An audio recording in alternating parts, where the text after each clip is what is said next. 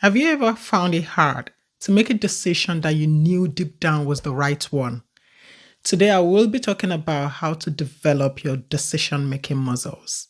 I have basically been moving all my life from job to job, changing field of expertise, living in different countries, changing houses, and it is easier for me than some people I know. And I will be sharing how I got comfortable with making life changing decisions and career changing decisions.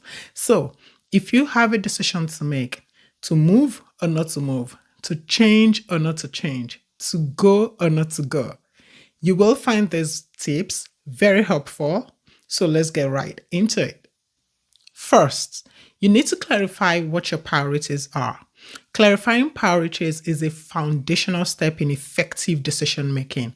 It is gaining a deep understanding of what truly matters to you amidst the myriad opportunities that life presents. You need to take some time for introspection and reflection when you're going to be making difficult decisions. This is important to better gain confidence in your decision making process. When I was going to move to the UK, this wasn't a walk in the park decision, considering many factors. My career trajectory at the time being one, and this is not just for me, but also for my husband.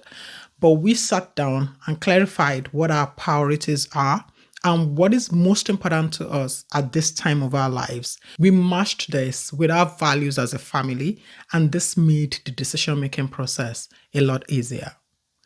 Number two, gather as much information as possible. If you need to make a move on something significant, you need information. Consider different perspectives. Have a comprehensive understanding of the situation at hand. Speak with people who have made the decision in the past and those who would never make the decision, just so you can have a balanced opinion. I would also ask about a company before jumping ship. It is not always about the next higher paying job. It is much more. You need to do your research, you need to seek advice, you need to seek support, and sometimes just discussing the decision with others can offer different and new perspectives and help you weigh the pros and the cons more effectively. And this takes me to number three.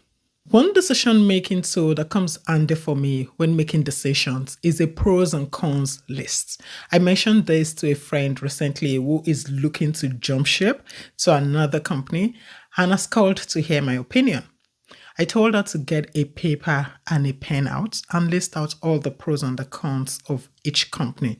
If I stay, for example, at company A, what are the pros and what are the cons? And if I leave to join this new company, what are the pros and what are the cons? If you use this method, it would help you to organize your thoughts, evaluate all your options, and ultimately give you confidence in your decision. And then number four, consider long-term consequences of your different options. I have seen people who make decisions without considering long-term implications.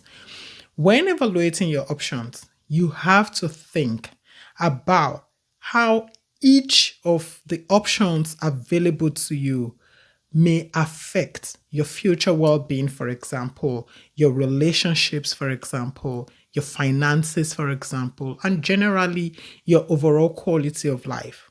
If you are changing jobs based solely on short-term financial gain, this may lead to dissatisfaction in the long run if the job does not align, for example, with your passion or your values. So it is very crucial to look beyond the immediate results and think about the broader impact over a longer period of time.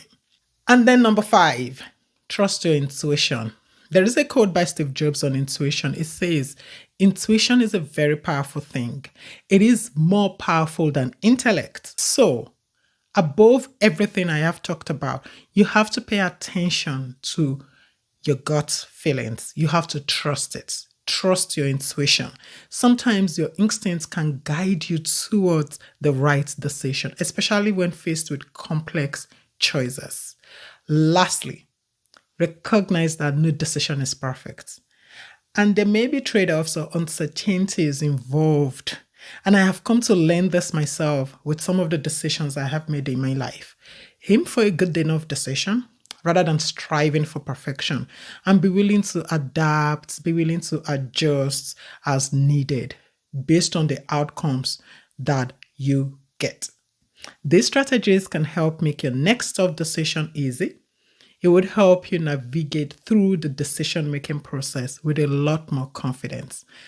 As always, if you have found this episode helpful, don't forget to like, comment, and subscribe for more tips on personal and professional development. Thank you.